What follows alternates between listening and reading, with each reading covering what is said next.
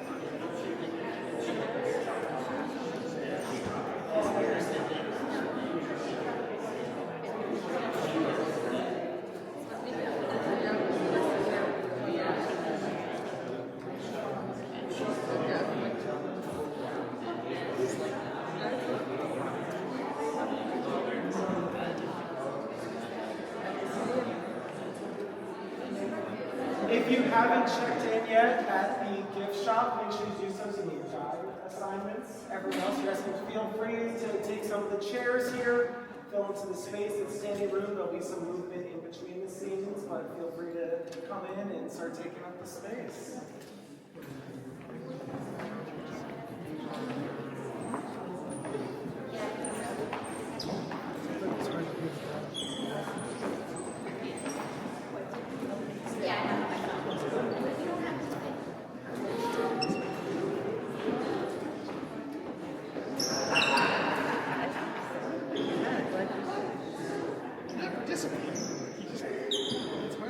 I have to hear it.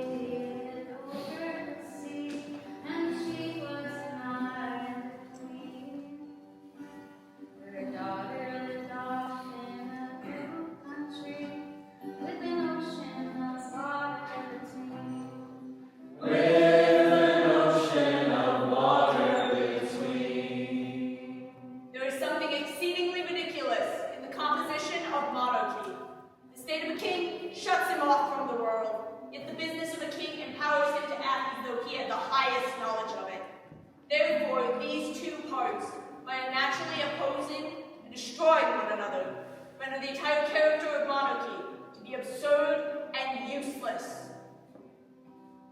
The old lady's pockets were filled with gold, but never contented was she. She called on her daughter to pay her tax of threepence amount on her tea. Of threepence amount on her tea.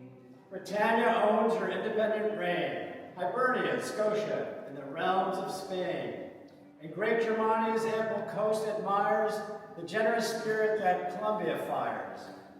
Auspicious heaven, filled with favoring gales, wherever Columbia spreads her swelling sails.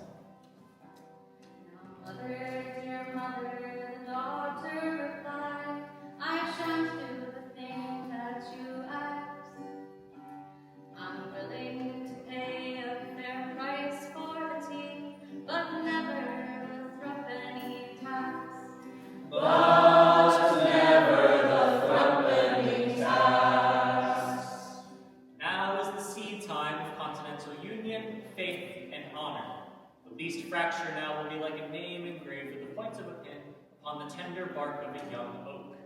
The wood will enlarge as the tree grows, and posterity read in full-grown characters. You shall quote the mother and rend with rage, for you're my own daughter, you see. And sure 'tis quite proper a daughter should pay her mother a tax on her tea. Her mother a tax on her tea.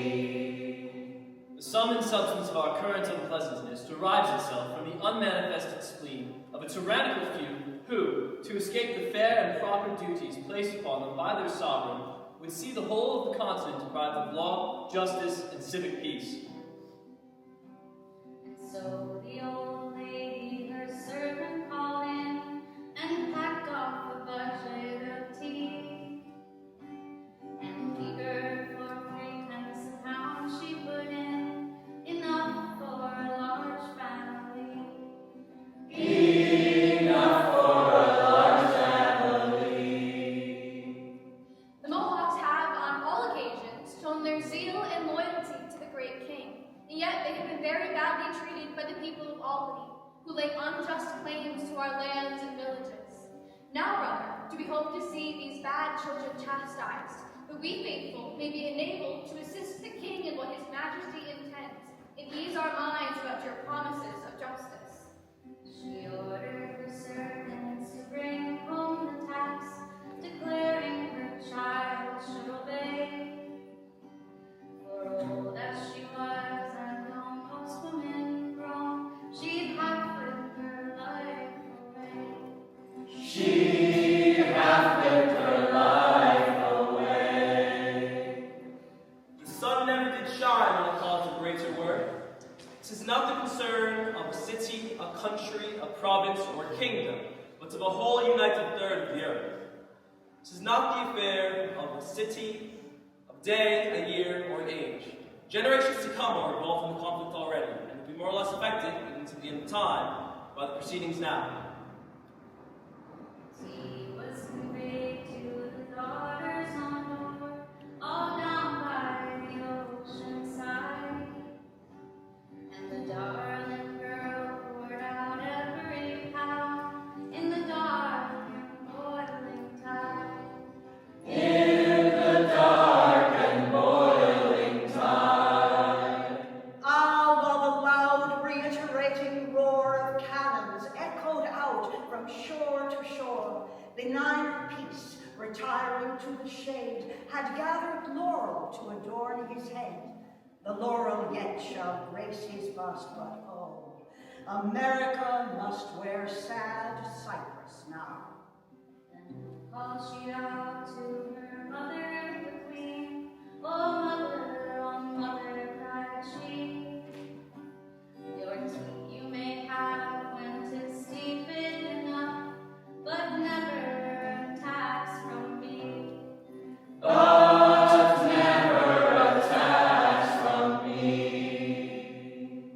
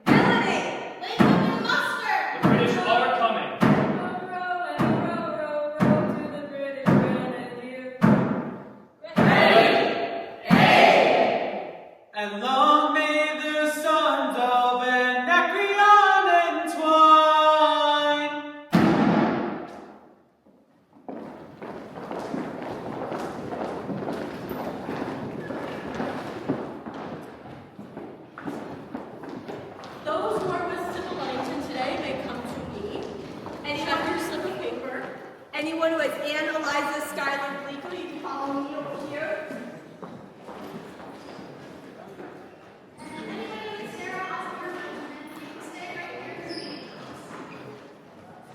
Don't be shy, don't be shy.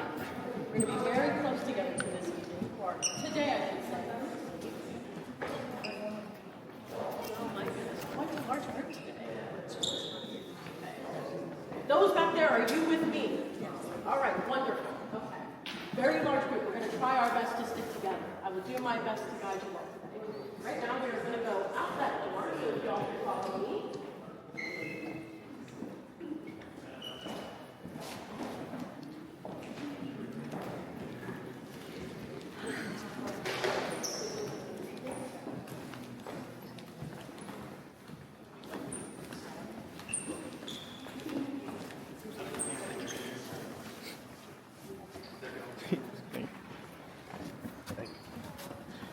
If I see what I want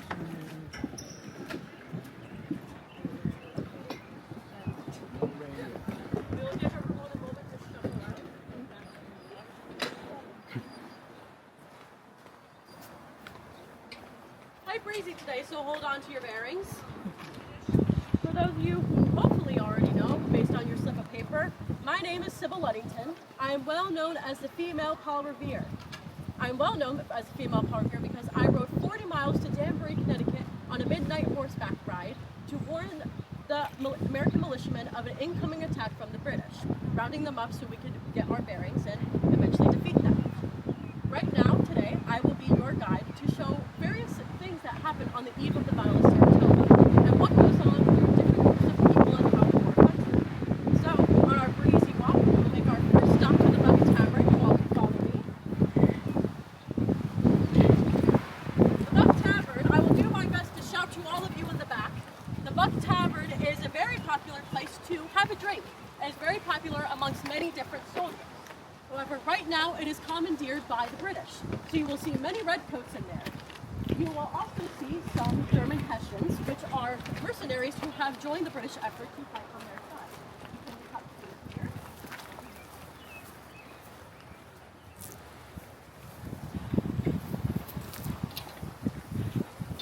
The redcoats are not known for being very quiet, so you will hear some interesting things come out of their mouth. I can guarantee it.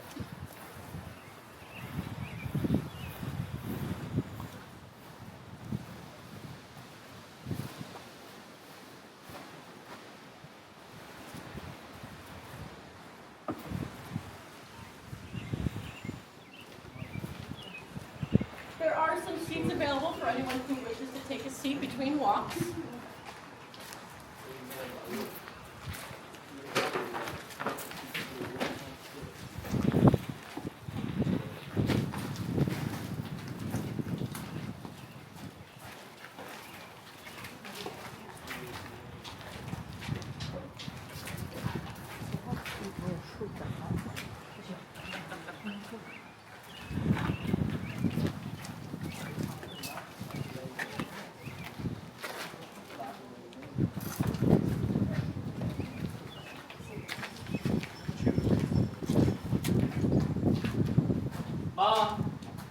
Ale. Heavens, someone's come passing drunk all night. Where's it gone? It's gone down your gullet. All of it, lamb, could it be? All this waiting makes a man thirsty. Oh, make haste, make haste. I may die of thirst. Go on, Lizzie. Lizzie. Lizzie, will you marry me? I won't. It's about Ellington. Do you marry him? He hasn't asked me. What's about Lamb? You wouldn't marry Lamb, I'm sure of that. This sad Irish bastard in his sketches. Oh, now see here, Blunt, I don't see what a book of drawings has to do with anything. Particularly the false accusation of bastard. I think Mr. Knight's drawings are lovely. Out of the way, Lamb. I'm going to ask her. Lizzie, will you marry me? No, Mr. Ellington, I won't. Keep that at Ellington. We'll wear it down eventually.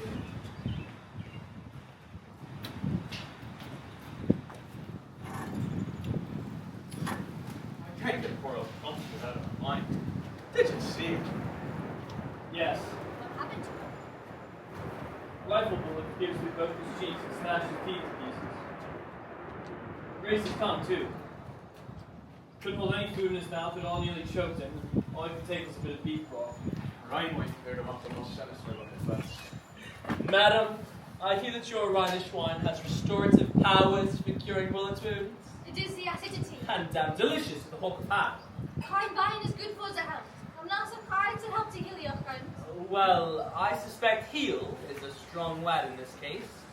But he's still alive, anyhow. I shouldn't like to wind up like Pumpkin. Well, he's done his bid for king and country and all. Well, I, for one, am ready to get in on the mischief. Tomorrow, General Bourne will lead us into victory. After all, they're just a bunch of farmers. Farmers, but with deadly aim. Lamb, your gloom is infectious. I, for one, trust General Burgoyne. We'll surprise him with a flank from the north. Yes, we'll have taken Bevis Heights before the half of them have pulled their trousers on. Then we'll pinch on Saratoga and ride the rebels down. Oh, We'll ferret them out to the redoubts. Break this infernal stalemate. so much bloodshed. I have of late lost many friends. I fear tomorrow to lose more. I fancy a swim in the river. Nothing like a swim into the blood flow. Ready for anything. Blunt! I've been going entirely mad. It's far too late to eat.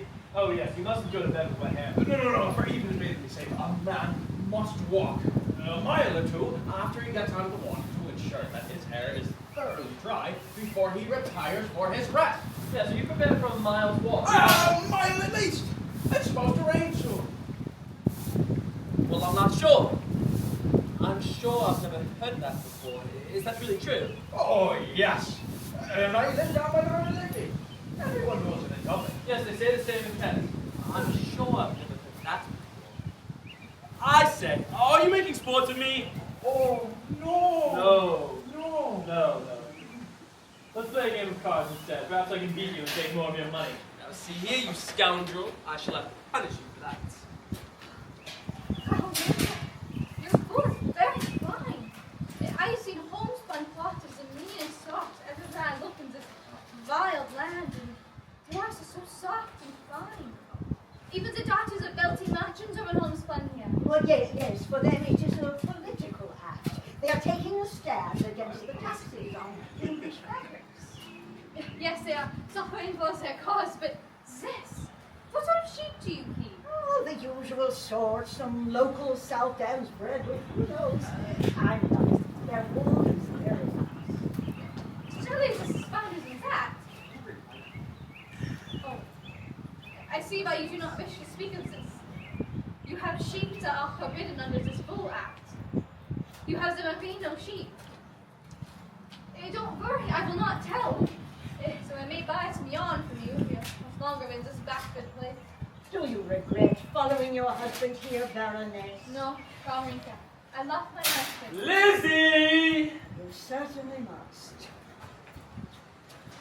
Tell me, Lamb, what is an Irishman doing fighting war in America for an English king, cheek by jowl with a bunch of Hessians? Well, when you put it that way, it does sound a bit absurd. When I was a boy, my father used to take me down to the Dublin Bay to see the ships, and he would tell me tales about the battles on the high seas. Little did he know, these tales would send me straight away into the dangers he would wish me to shun. My eldest brother was a sailor, and my father was proud.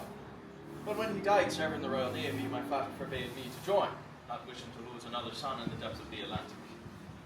I was sullen and wayward, and when I was about 17, I lost all that I had in the game of chance. And I was too ashamed to return home, so I joined the army. You would have rather been a sailor. Yes. Well, I don't know. No, my father died about 2 years ago. I had wished to see him once again. Time never seems to be our friend. What about you? Well, My father bought me the commission.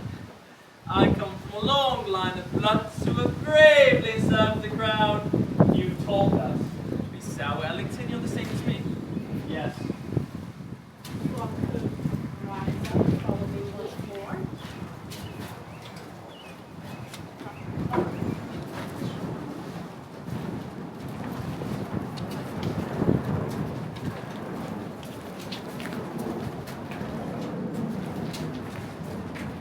Alright, everybody seems to be up. Should we be moving on?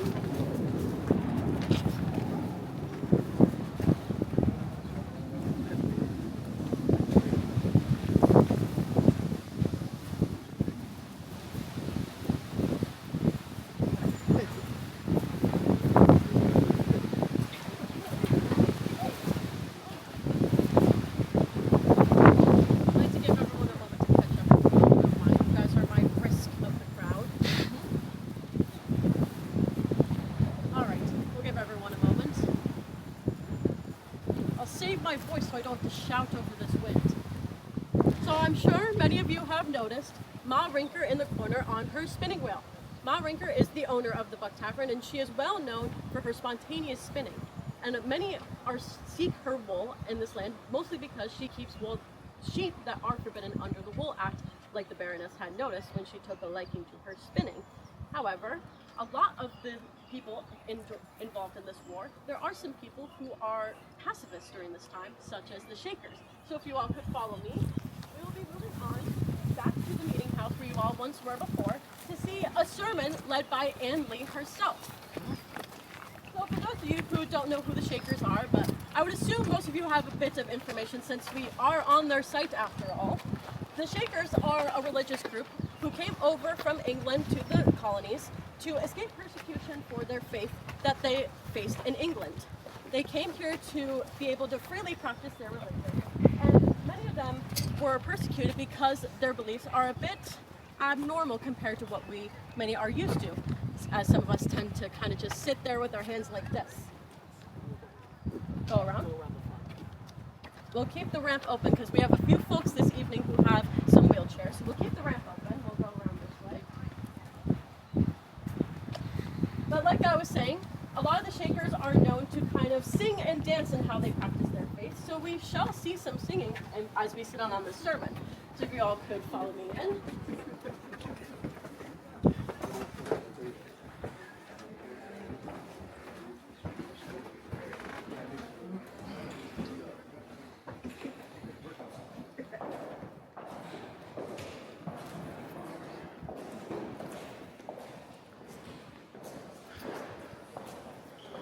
You all are welcome to take a seat if you would like.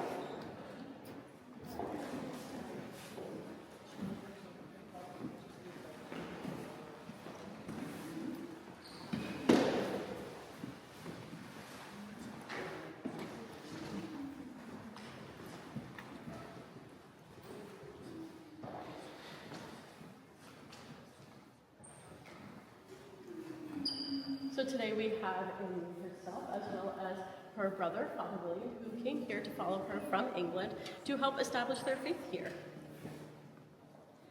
Welcome to our meeting house.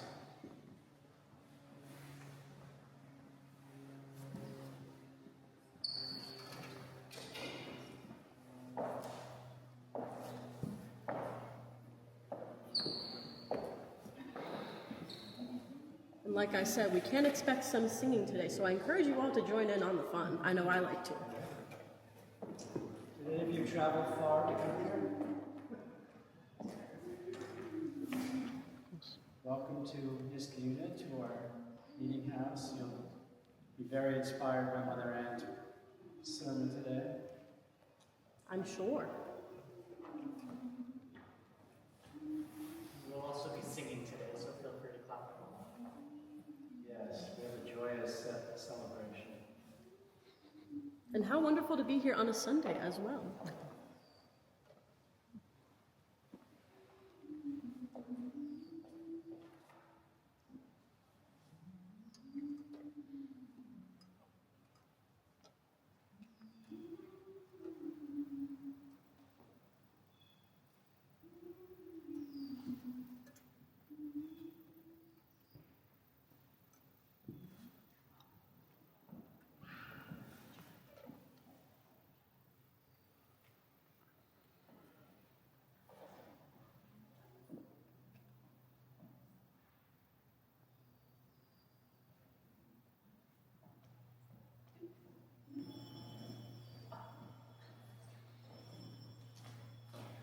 And the foolish said unto the wise, Give us of your oil, for our lamps have gone out.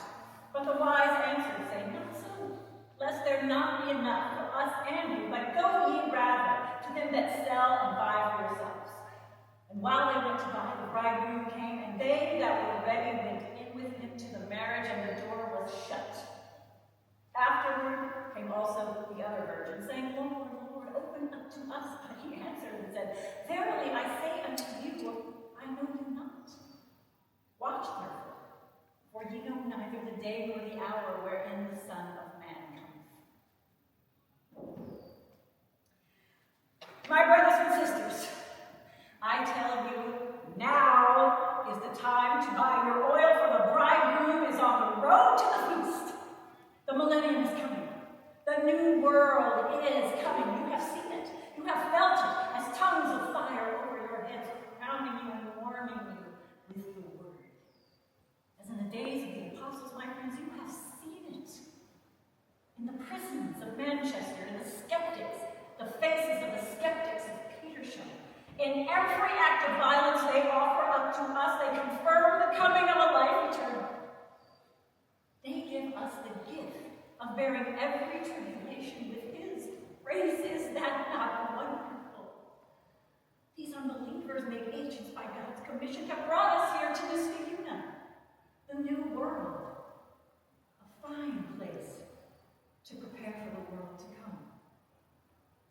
friends, I have seen it. The day of days is almost upon us. The candles of man are burning low, and soon only the light of the world will remain. So go out there and share the light that you have found. We have oil enough to give. We have light enough to see. Bring them in, my brothers and sisters, that they may know God. Show them the road to Damascus. Make all the scales from their eyes. Bring them in that they may confess and be comforted. Go to them with the fire of their faith, my brothers and sisters, but go not without love. That is my mandate. That is my word. Father William. Let us sing. The gospel is advancing.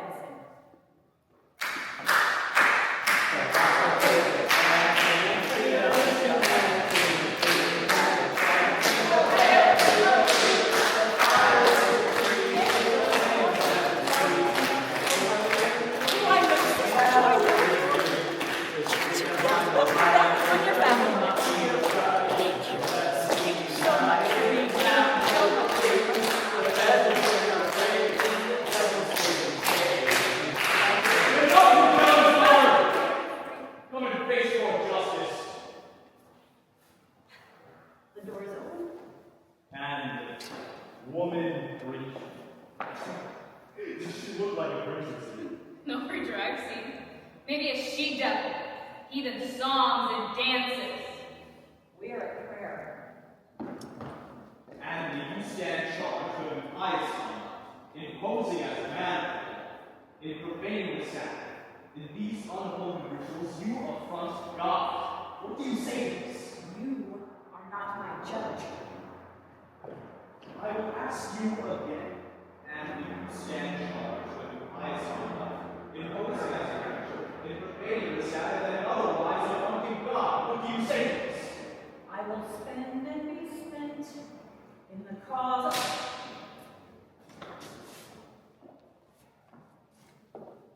I will take up my cross and travel. And you stand charged with impiety, of posing as a creature, in profaning the Sabbath, and in being affront to God. What do you say to this? The billows may be...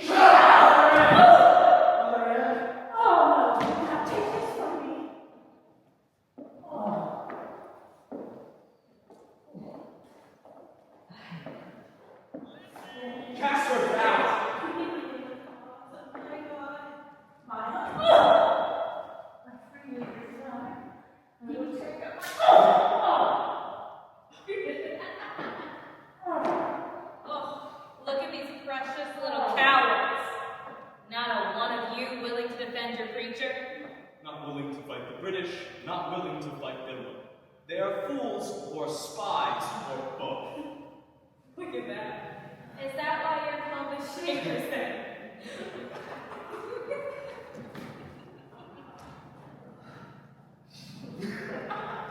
Oh, poor and bleak. I'll spend and be spent in the cause of my heart. My all I freely resign. I will take up my cross and travel from loss and be faithful all here time. Though billows may beat and rage o'er me roll, yet Careful, boys, they'll sing at you. Open your ears to the song of Zion, to the song of the new world. These, the Shakers, will be the seed that is my vineyard. You will come again with fire. You will come again with men. You will come again to kill us, but we are past death. We are past death already. Come, strike me again. I will bleed for my Christ. I will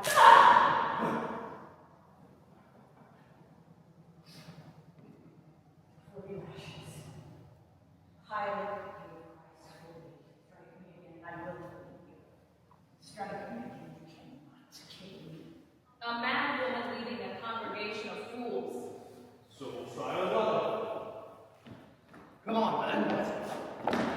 shall fear no evil. Shut up! For thou art with me.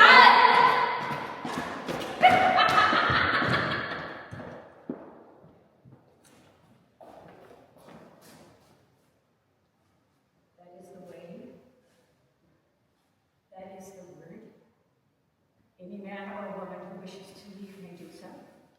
Let's give them some space. Let's start moving out. Let us leave. You all can follow me this way.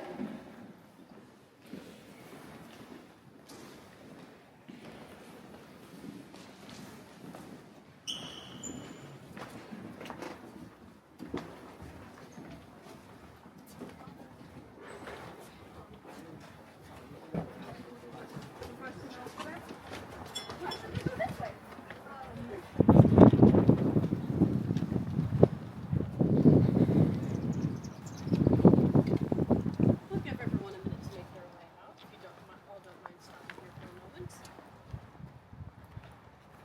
I was expecting it to rain, but I don't seem to feel anything yet, which is a good sign, I would think. Seems we have a couple more.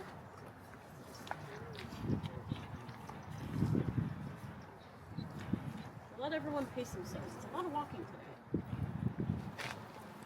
Now, I wish I could tell you all that that is not a common occurrence. However, the Shakers do face a lot of violence during these times, mostly because of persecution for their faith that they still face even in the colonies. And although the Shakers do face a lot of violence, you all can start following me, they are very resilient. Though they do not fight for either side, they still remain stable in their pacifism. Right now, however, we move to some of the bigger forces leading our effort. We will be moving on to the Tadeusz Kosciuszko, a Polish engineer who came all the way here to join our effort, as well as his dear friend Pierre Beaumarchais, a French playwright who is actively trying to get France on our side of our effort. Kosciuszko has been a key asset in engineering our battle plan. He had very big ideas for the Battle of Ticonderoga. He had the idea of fortifying the high ground in order to gain momentum over the British. However, General Gates, who was leading this war, did not listen to him, hence we lost the battle. Now the colonel is eagerly awaiting to make a comeback on the Battle of Saratoga, which hopefully we can get the upper hand on. Now these two are very witty together. Pierre is not one to be quite modest, so you can expect to hear some funny things come out of his mouth, though he does have a very thick accent, so open your ears very closely.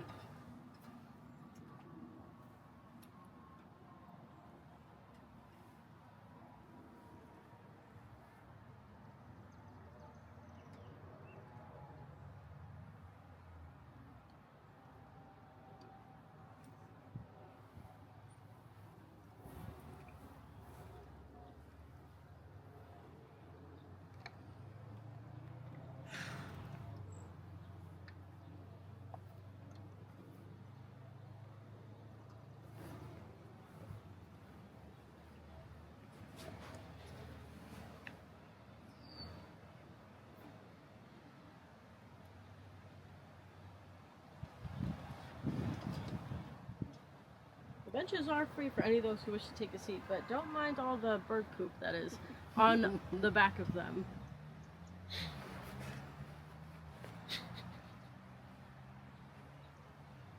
They seem to be a lovely sitting spot for the birds as well.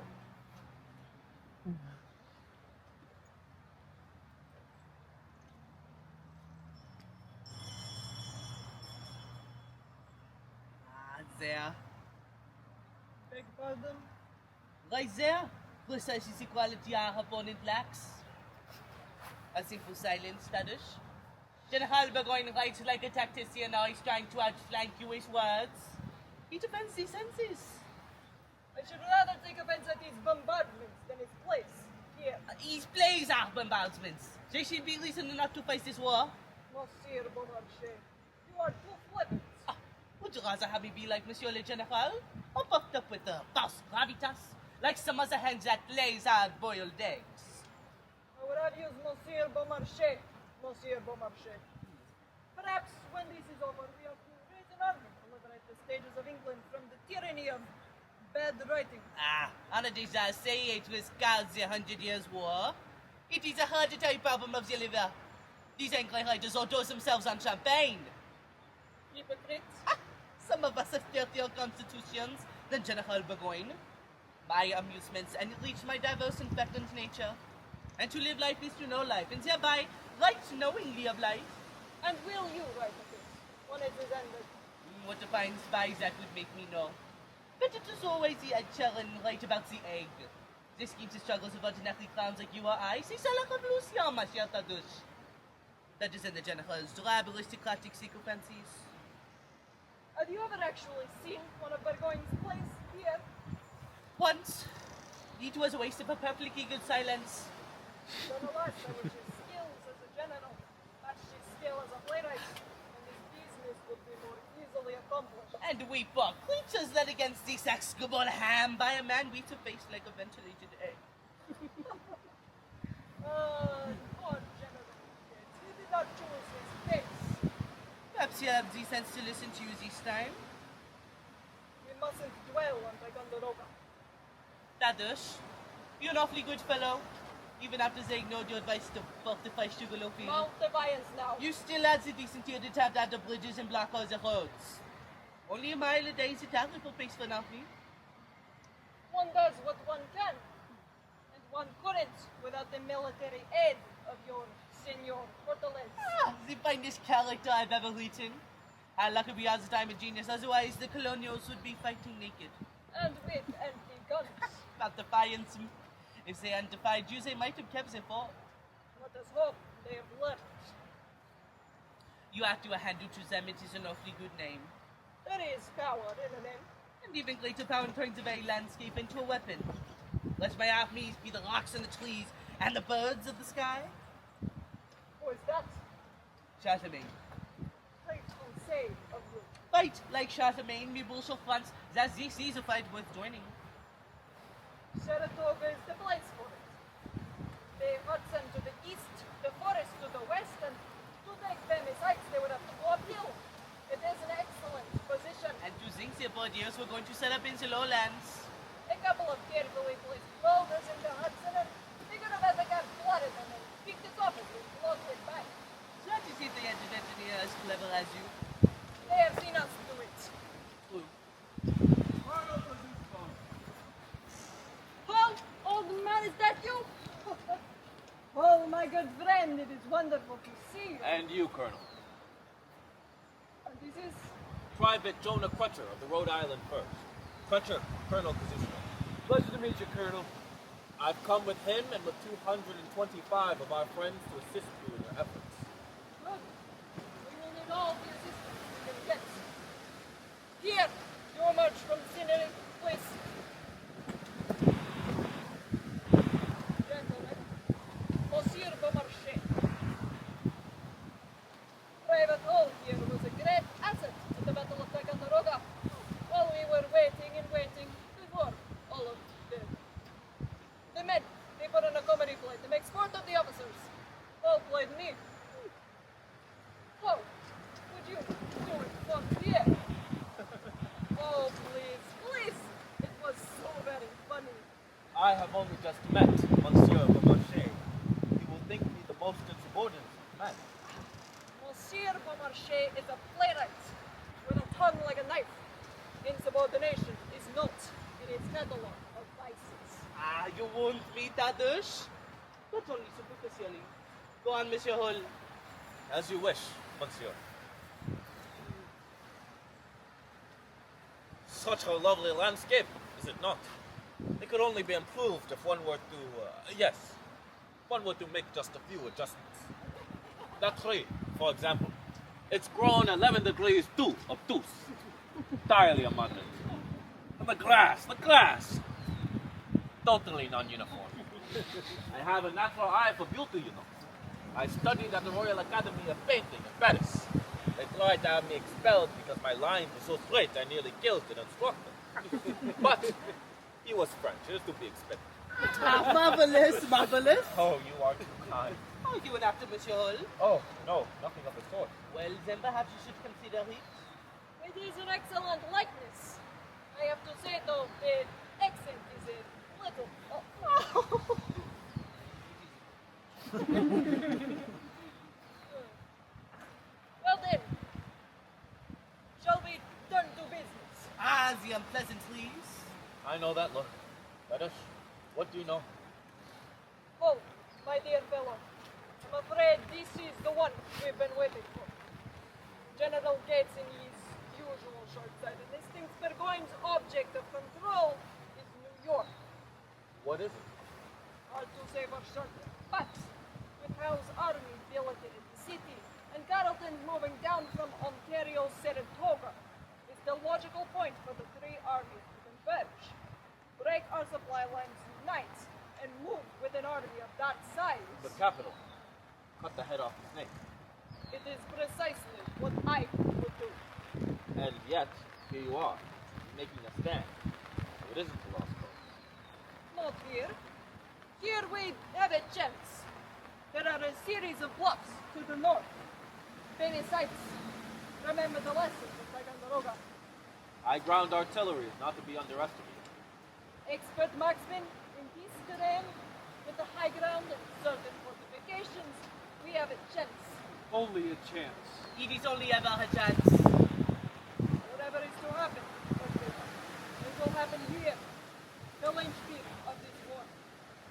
And if we make a good showing, My benefactor has expressed a certain interest in your cause. this is it, Agrippa. I'll go brief the men. Let us be on our way as well. I'm sure we would all like to keep this walk short considering it did start raining. I did jinx it, so sorry to all of you. Also, Colonel Pacheco, as well as Sheriff Beaumont are some of the more well-known figures in the history books. There are a lot of unsung stories in the past as well that many of us do not know about. Many of that being women during this time. A lot of women during the war made their own efforts to kind of have their own say by going against the tariffs on English fabrics, like we saw from our grandparents, by homespinning their own cloth. And what better to learn about unsung history stories than with a song and dance? So we have a little performance prepared for us to kind of break everything up. So we will be going back inside, which I'm sure you're all very excited for. Look at you all with your fancy contraptions. Get a hat.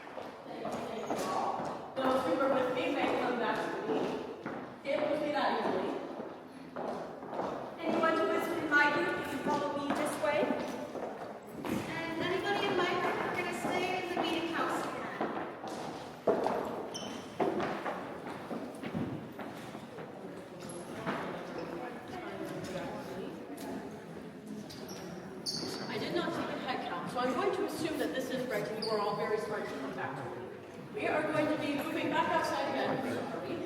We'll be going down this door, down the ramp once more. Lucky to all of you who did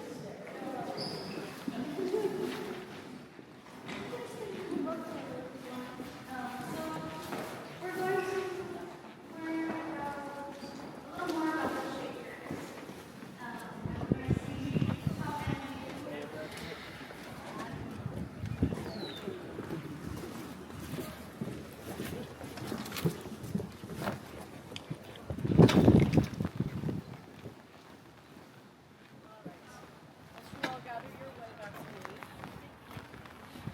Luckily, we will be going back to the covered area. We will be finding our way back to the Buck Tavern. I'll let you all catch up with me. Sorry for those of you who get to stand for a moment. It's what you get for being too quick.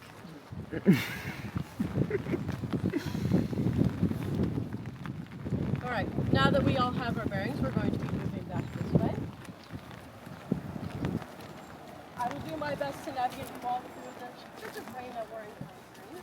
I am very well known for being a navigator. Riding 40 miles on horseback in the dark is not a small feat. And Paul Revere only rode 20 miles before the bridge, whereas I rode 40. But who gets the credit in the history books? Paul Revere. Who doesn't? Me. Smells a bit like a little misogyny, doesn't it? Oh. I digress. Right now we will be moving back on to see what's been going on with those redcoats while we've been away. I can imagine a few of them have been having quite a bit more while we've been away. I know I would if I was on the eve of the battle as well. So we can find our way back here. You all can take a seat. You know the drill. It does remind me of Blood's Water Boat. You tied his tongue. After all of you. That's his gift. Yeah, really. Alright, I have a thought. His name was Blood. He was so clearly the rut. His growth so obviously studs. And he is a massive blood. The king would have to say. I think so. Broke his applause. I thought it was a good fellow. I'm sure he did. You know, he reminds me of course you might go in the song. Three Drunken Maidens. There's no wolves in that song! Shall we sing it? I'll show you. There were three drunken maidens come from the Isle of Wight. They drunk from Monday morning, nor stopped till Saturday night.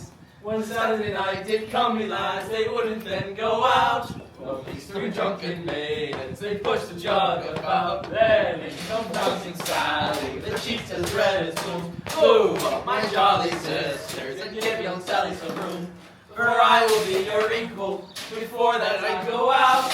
And these four drunken maidens, they pushed the jug about. It was woodcock and pheasant, and partridge and hare, and every sort of dainties, no scarcity was there. There's 40 quarts of beer, me boys, they fairly drunk them out. And these four drunken maidens, they push the jug about. But then up comes the landlord, he's asking for his pay. The 40-pound bill, the lads and gals was forced to pay. And they had 10 pounds apiece, me boys, but still they wouldn't go out. So these four drunken maidens, they push the jug about. Oh, where are your feathered hats, your mantles rich and fine? They've all been swallowed up in tankards of good wine. And where are your maidenheads, your maidens brisk and gay? We left them in the alehouse where we drank them clean away. A good song. An excellent song. Oh, it is. It's a vulgar song. Oh, forgive us, dear Baroness, but tomorrow we must fight, so tonight we will sing. I understand. My husband fights tomorrow as well. I'm sick this very for him. What becomes you? Oh, I'm sure Baron Rita's a busy fella the night before we all moved. Lizzie! Oh, for me too. Three, Lizzie. It's a shame they must put fire to the beautiful house of Mills October. It's a lovely town. It is an unfortunate but necessary part of warfare. It's these colonists, these rebellious colonists brings this upon themselves by going against their king. Yes, we can't leave the devils a place in which to fortify themselves. These colonials are mad, simply mad. They are born sharpshooters, though. Well, they live off of squirrels and sparrows. It's no wonder they can hit a small target. And spouting all this twaddle about all men being equal. All men, all of them. A farmer, as good as a duke, their brains are addled. Every yeoman farmer in England knows not all men are born equal. To each man his place. As above, so below. And I stand in amazement that this deplorable business has gone on for so long against a good and beneficent parent country. Villainy and madness. Would that I had never have set foot on this wild waste of a continent. Would that it had never even been discovered. Yes, pox on Columbus for having landed in this infernal. Yes, and Henry Hudson for sailing up that blasted river. And Cascartier. Cortez. Vasquez. And bloody Champlain. The colonials are natural soldiers, with excellent marksmen. One I would imagine that fighting for their land and their liberty increases their courage. So we lack courage, then. God damn you, Frenchie, you take our pay. What are you doing? I am a German, when you are a shit. Frederick, stop! For shame! My children are sleeping upstairs and you men fight amongst yourselves. These boys don't seem to know any better, but you do. My apologies, Baroness, but this man insulted me. I don't care. You need not antagonize one another. It does no good. We are all here in this vile place together. We must make the best of it until we have finished what we have come here to do. Please try to calm yourself. Yes, I know it can be upsetting seeing a few soldiers having a bit of a tussle, but I assure you it is quite normal for us. Do not speak to me, as I do not know for. I disobeyed my mother for the first time to follow my husband here. I have traveled roads infested with highwaymen. I have had rifles pointed at me and at my children. In the last house we stayed in, cannonballs. 11 cannonballs. I counted. Tore through the building. A poor soldier who was to have his leg amputated was laid out on a table. And a cannonball came and took off his other leg in the meantime. I know you have all seen these things. I have seen them too. You do not need to patronize me over a bit of petty folly. My husband wanted to send me over to the Continental to protect me, but I protested that that would be the most abominable things than anything else I had endured, and be courteous to people who at the same time were trying to kill my husband. So he let me stay, and I have continued to follow the army. I remain here, and you will behave like gentlemen.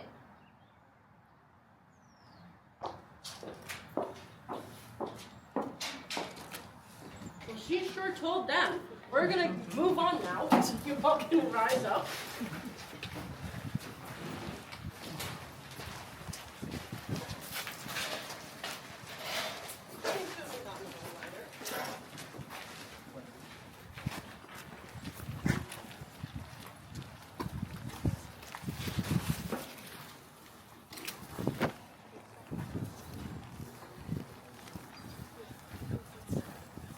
All right.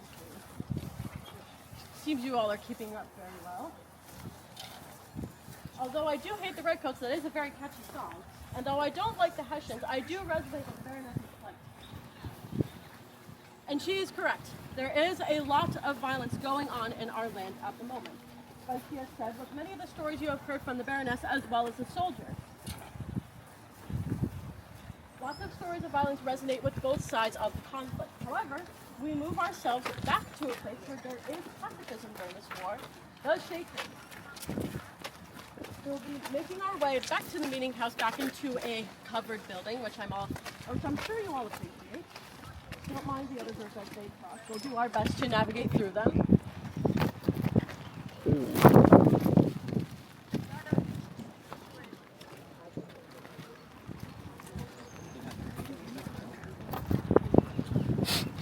We'll let them pass for a moment.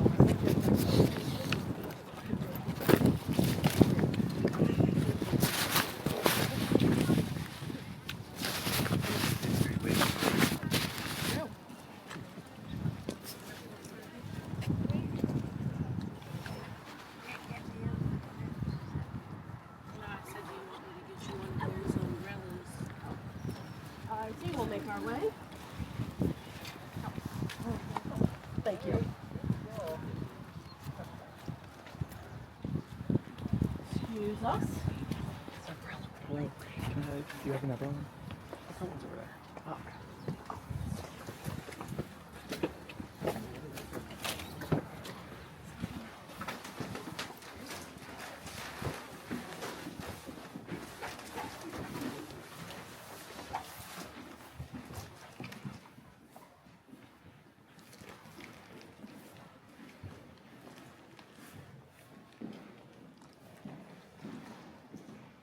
Well, it appears that we seem to be missing some shakers at the moment, but you're all welcome to take a seat and make yourselves comfortable. We'll give it a moment.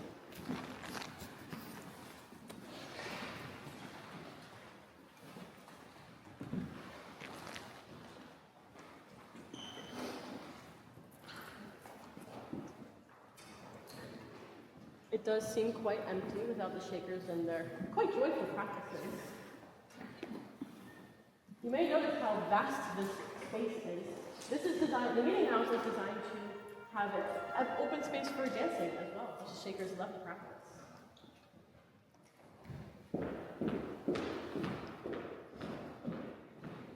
Jonah!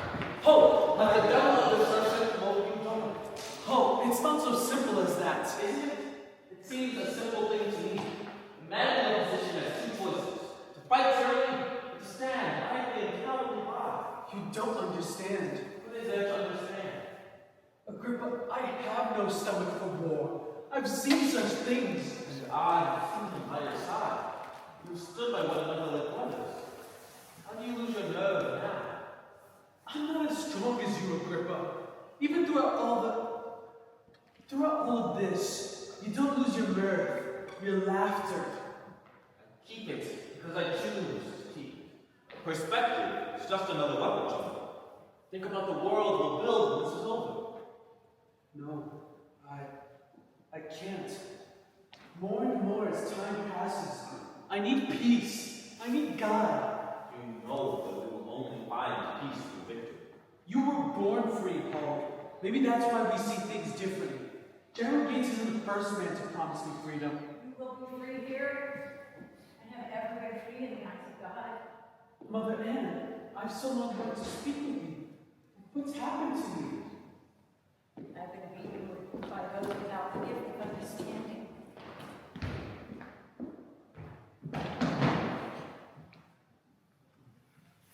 You see, Agrippa?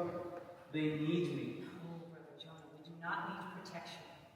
God protects us. He tries us, but He protects us. There is peace here. So you snuck away to seek out the lady preacher? I came here to see Mother Anne. I've heard about her and hers. They share everything.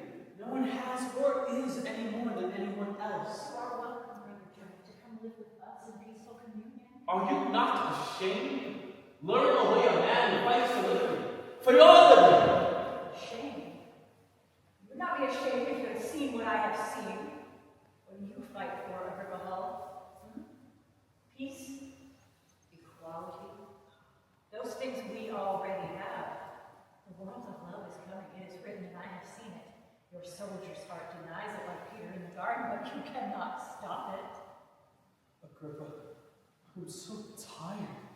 I feel it in my body and in my soul. I have no fight left in me, if I ever had any in the first place. Tired? Tired of being told what to do by our officers? So you want to come here and be told by this woman when to work? When to dance, when to pray? You know that's not what I mean when I say I'm tired. I'm weary of this fighting. I can take it no longer. Come. This, Saratoga, this is it. You heard the score. This is where we win or lose. Agrippa, please. I'm too young to feel this old. These people, they don't marry. They have no children. They require you to be the end of your bloodline. Jonah, we fight so that our blood belongs to us, to be seen as equals in the eye of the law. That day will come. Will it? And will we live to see it? I don't think we will, Agrippa. I've done my part. I've earned my rest. Don't worry about your name, your bloodline. Those are trappings of this world. Think only of the next.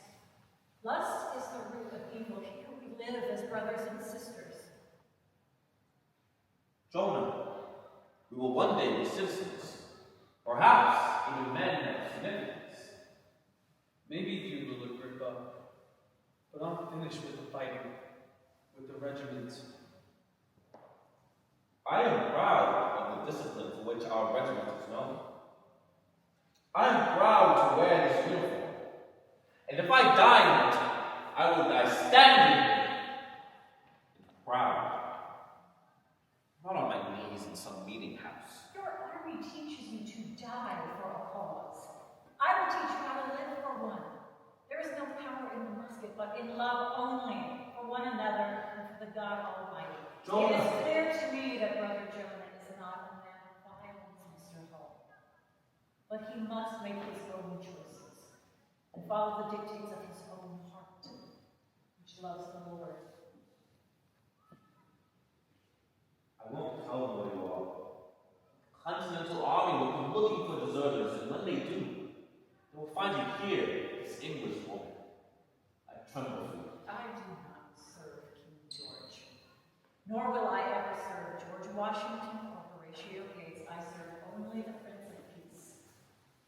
Agrippa, I must stay. The trade your muskets for a room in the garden. I shall forget my name. Agrippa, please, don't leave here angrily. We came here as brothers in arms. Let us part as brothers. This is your fight, Jonah. I hope you win. I hope it's worth it.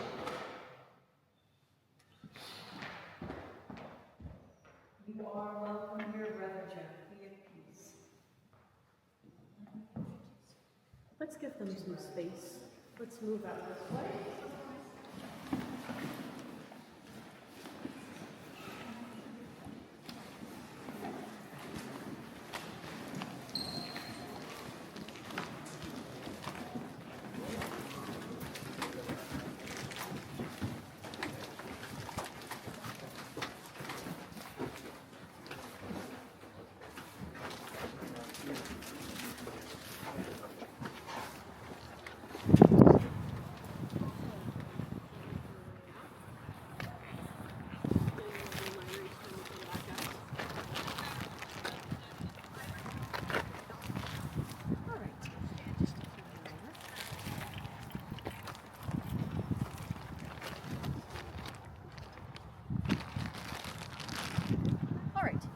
Start making our way.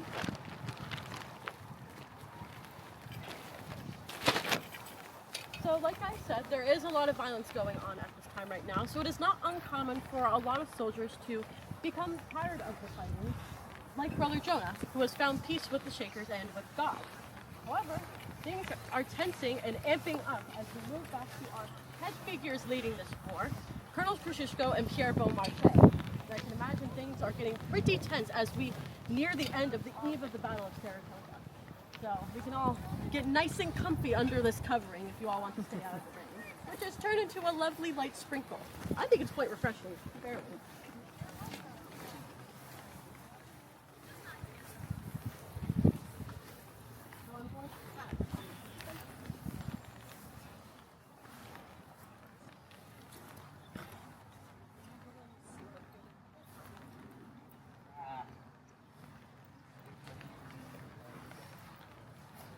We can all get nice and cozy. We've been with each other for a while now.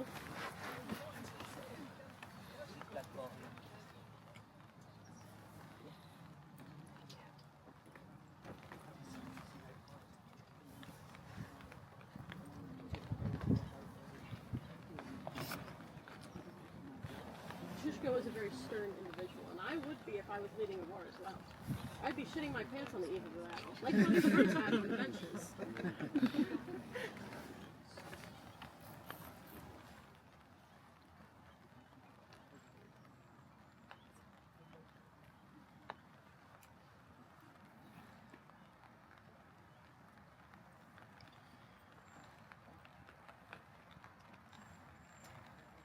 I guess if we would like to go with silence, you all are welcome to ask me any questions you may have, since we have a little bit of time.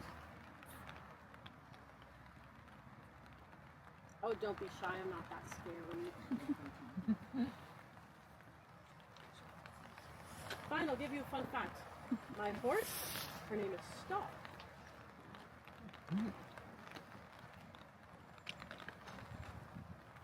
And my father was a general in the 100 Years' War, and he has his own army, small army, that he is leading in this battle as well. It's where I get my tenacity from, as well as my ramrod posture. I think the colonel's is a little bit better. He stands with his hands like this. Gives a nice image of a man.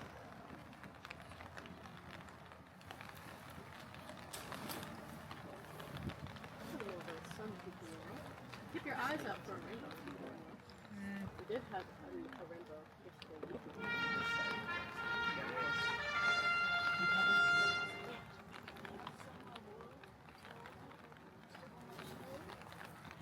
Monsieur, there's a mistake. Let's come over here.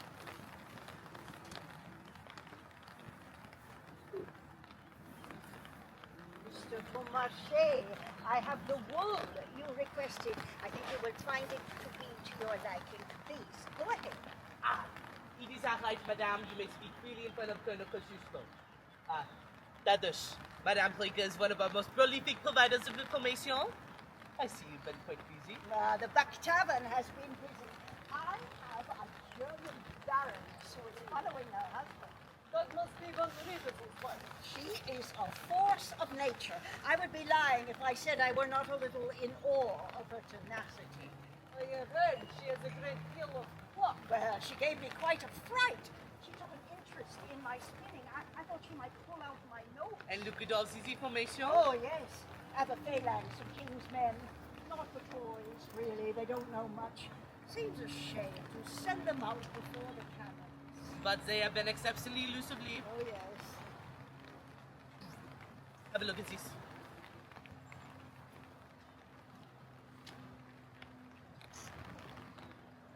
Burgoyne is going to send a reconnaissance force as a surprise attack on the colonials at Venice Heights tomorrow. Are you certain of this, Madame Rica? This could not be deliberate misinformation. I am certain that the young men in the king's army have been told they will do so tomorrow. I write precisely what I hear. I did not think I would be able to bring these myself, but business has been good. I have a trustworthy young woman in my employ minding the tavern. Well done, Madame Rica. This is most vital information.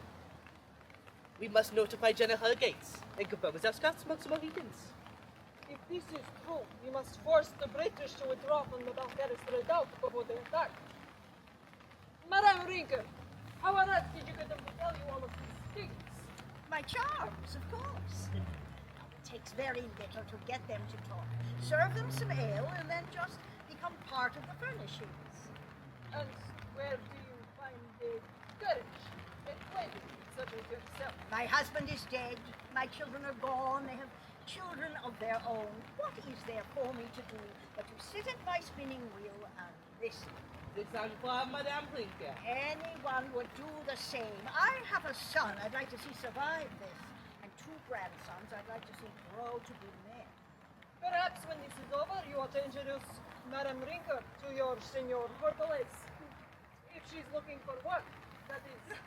I am not the retiring sort.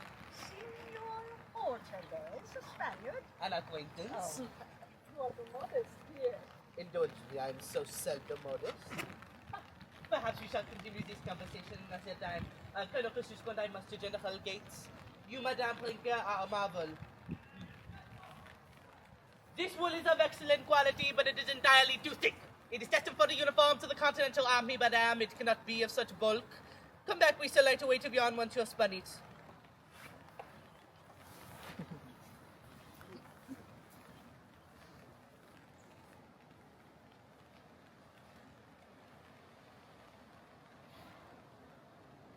Are you entirely, completely stuck like Big Daft? I beg your pardon. Introduce it to Senor Hortales? Are you trying to give up the entire business? You said to speak freely. To her, not to you. You do not trust her. You underestimate her. Like those drunk young red goats, exceptionally loose of lip, Tadush. What if she digs deeper? She will find nothing. Exactement. A suspicious amount of nothing. But she knows now that this Saratoga goes beyond one campaign. Spain is involved, I am involved, and thereby France is involved. You have handed her international conspiracy wrapped in good intentions. So what's to be done? I do not think she will turn on us. Her son is enlisted. But if we make haste and win the battle, your little slip of the tongue will become entirely irrelevant. Only win the battle. Shall I go to market while I'm out as well? You are harsh, Pierre. A network of spies is like a fine timepiece. Its gear must only turn gears of immediate relevance to it. If people know or do more than is necessary, the entire mechanism seizes up, and people die, Tatas. So why have you saddled me with state secrets in the first place? You are my friend. You above all, I cannot keep a secret from you, I have tried. Hypocrite. It has been said. So the business with Dale. The secret du roi. Who else knows? Galeroy le même. You have my heart in your hand, Colonel, do not squeeze it. I will keep your confidence here. I swear it. Now, shall we go win a war? Let us to General Gates. I dare say he will listen a bit better than he did at Ticonderoga, my dear Kosciuszko. One can only hope. Old Aggie will leap into action. With what forces? Everyone is tied up in preparation for the main assault. To move on to Bemis, we will have to spread ourselves entirely too thin. And if we lose Bemis, we lose everything. Whatever is to happen, it will happen here. It's as I told Agrippa. What is it? Agrippa, if we move quickly, we and he can mobilize the Rhode Island first, beat the British to the punch and turn their loss to our gain. How appropriate. A clown should bring about the turning of the tide. The age of reason manifest. Let us be on our way. Let us be on our way as well.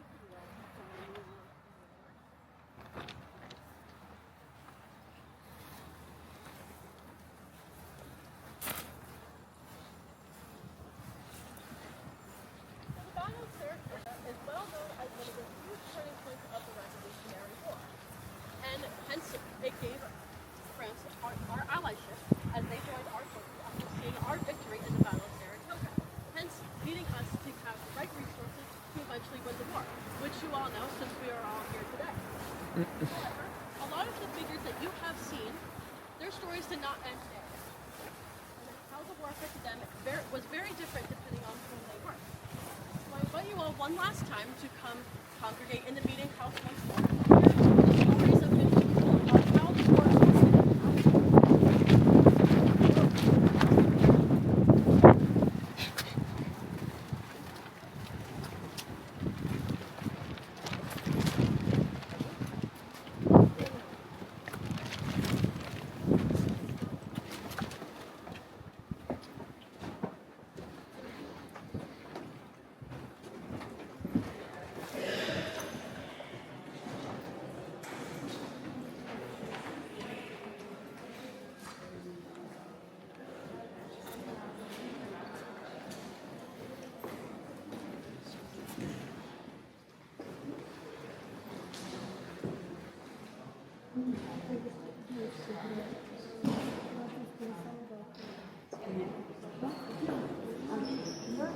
Right.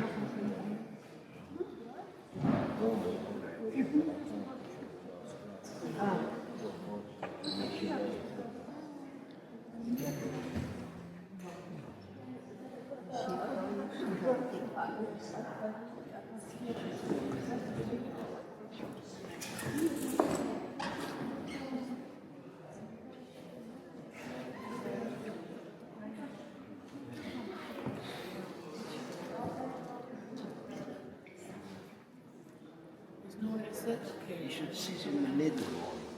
You'll be able to hear. Nation.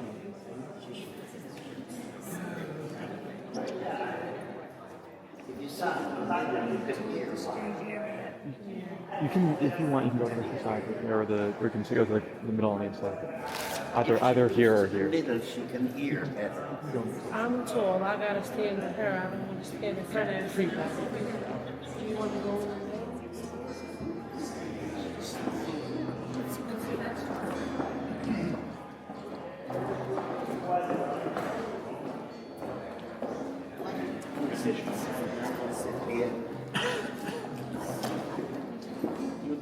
Hear better.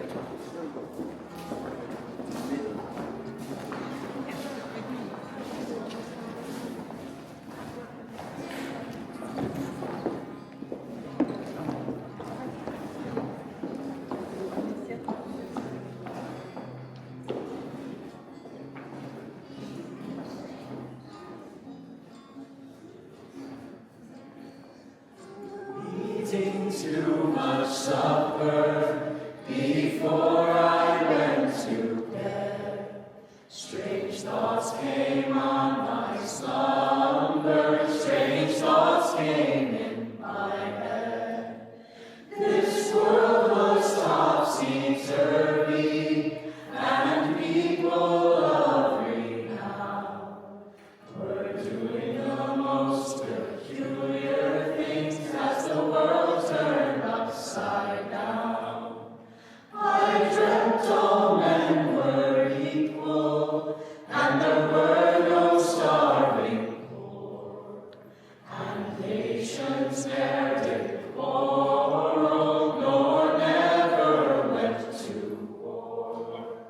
I dreamt all men were angels, and women ne'er wore a frown.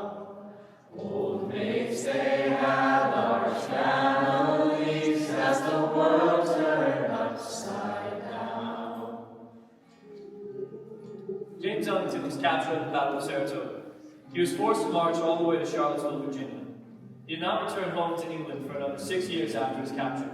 He died an old man in his bed after years of telling the same stories again and again. Edward Blunt died in the first volley fired at Venice Heights.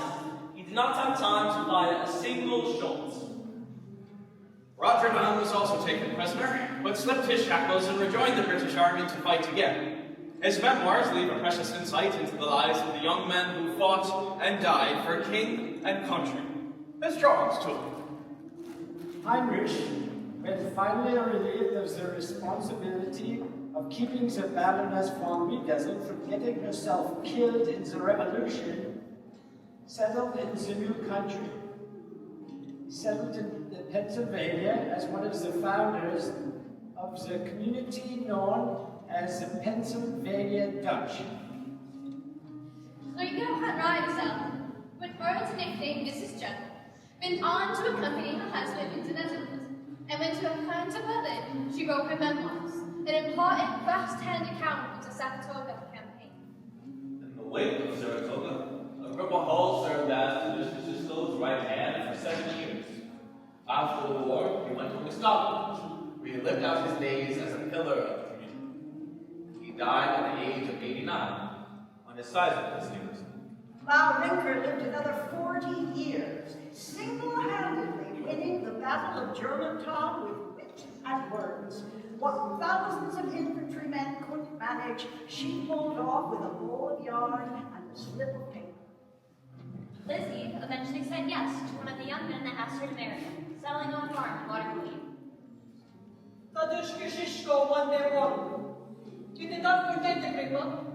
In his will, he left every dollar of his estate to the cause of abolition, emancipating and educating enslaved people, and whatsoever may make them happy.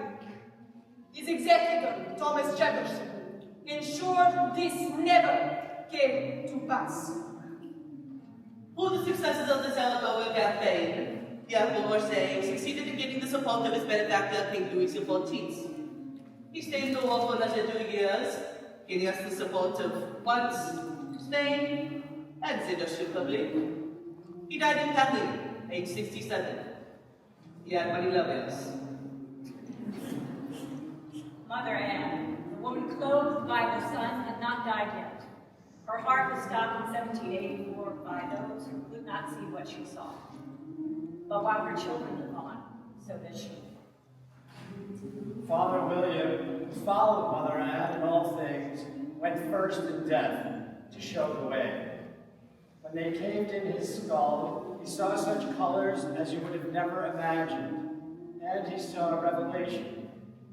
Violence cannot kill peace, only delay it. A new world is coming. Brother Jonah traded his uniform for something greater, a herb garden. He lived to the ripe age of 86, for which he thanks God. He is buried in the garden under the flag in crocus, his two loves each remembering. And what about the others, whose names we so seldom hear? The Native Americans who, for both sides of this brief immortal war, fought, died, and were laid down alongside ancestors buried deeper than any patriot or loyalist. Their contributions, their tribulations are written on our history in a hand that is faint but indelible. Promises made when unfulfilled. Treaties were honored only when convenient. So in this, our grand American origin story, we honor, as we are obliged, all those who lived, loved, bled, died, and are yet survived in these hills, on this island, under this, our own small space of sky.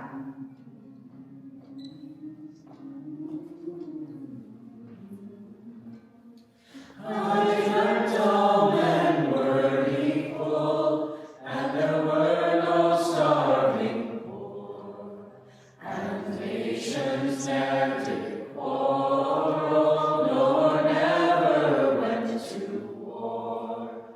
I dreamt all men were angels, and women never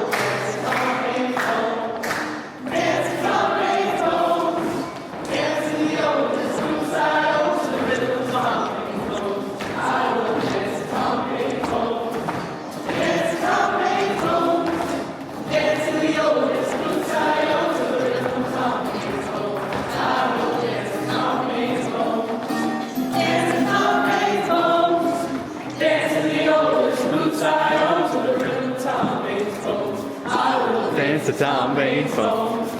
Dance to Tom Bain's phones. Dance to the oldest boots I own, to the rhythm of Tom Bain's bones. And I'll just dance to Tom Bain's bones. Dance to Tom Bain's bones. Dance to the oldest boots I own.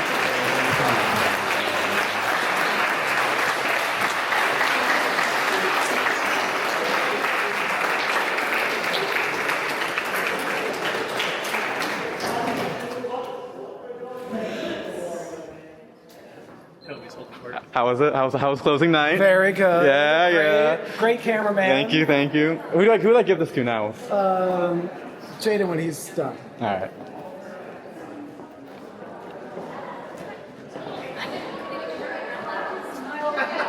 So, how was closing night? It was great. It was great.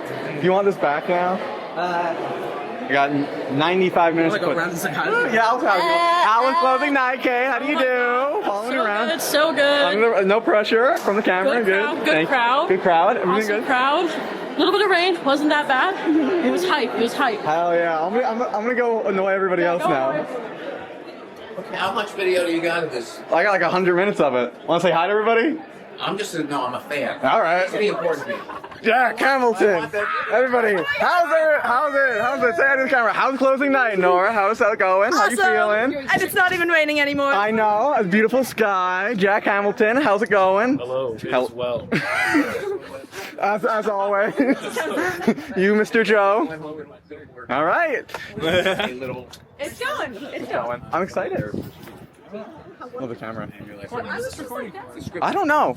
Jaden just gave it to me. He said I was told by Michael I had a job. Yeah. This is my job. Wait,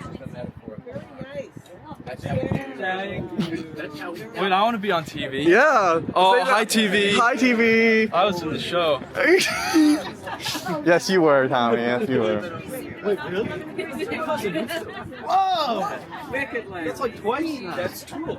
That's the same place doing the same thing. I couldn't push the wheelchair. So we had to make